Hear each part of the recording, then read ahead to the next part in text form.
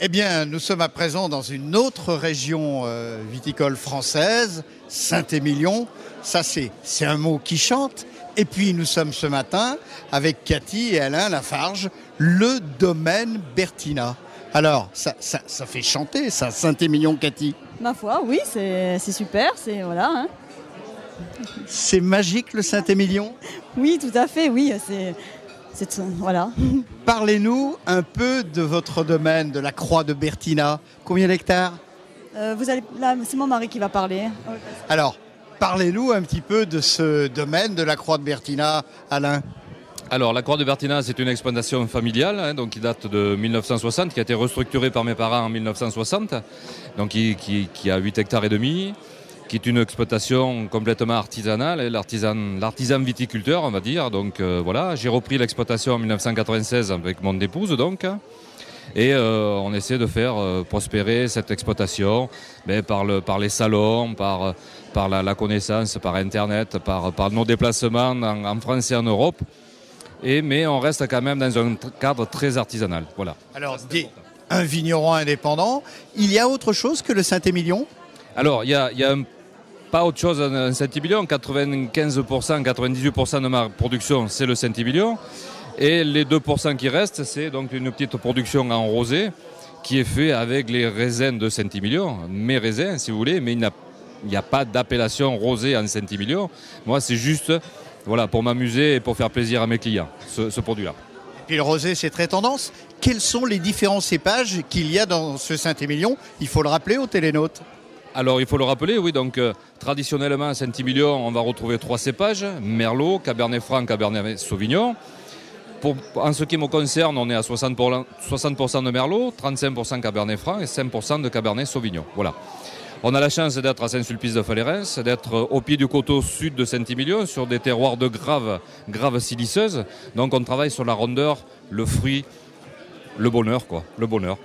En fait, c'est toute la typicité du Saint-Émilion là dont vous nous parlez, avec bonheur au fond des yeux et au fond de la bouche. Ce n'est qu'un bonheur, bien sûr. Donc la typicité de mon Saint-Émilion, c'est les terroirs de Graves.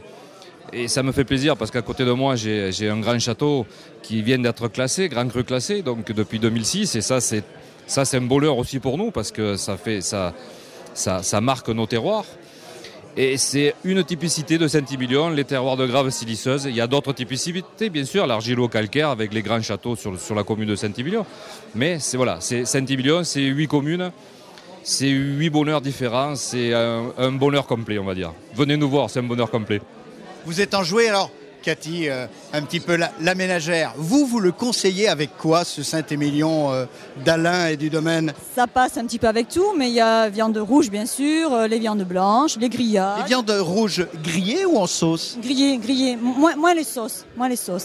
Mais ça passe un petit peu avec tout, franchement. Un fromage de la région? Fromage de la région. Cantal, Saint-Nectaire, Cantal, Saint-Nectaire.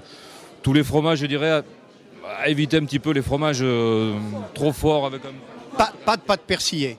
Pas de persillé. On n'a pas les vins de terroir de Graves n'ont pas le caractère pour tenir les fromages très, très sévères, on va dire. Voilà.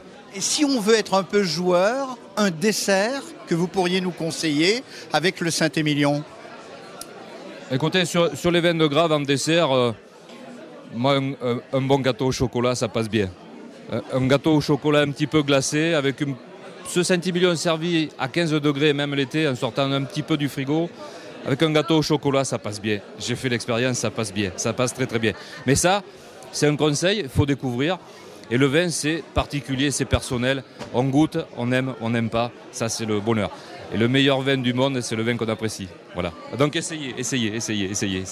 En tout cas, merci pour ces conseils, parce qu'en fait, dans le vin, comme dans le chocolat, il y a des cépages, il y a des grands crus. On en sait quelque chose. Alors, large soif avec modération, il faut faire attention. Et puis, une viande grillée, un chocolat, le bonheur est dans le pré, ici, au château de la Croix de Bertina, à Saint-Émilion, où on vous engage à aller faire des dégustations, des visites, avec bonheur, gourmandise, et puis la joie et le pétillement dans les yeux. Merci de votre accueil, Cathy et Alain Lafargue.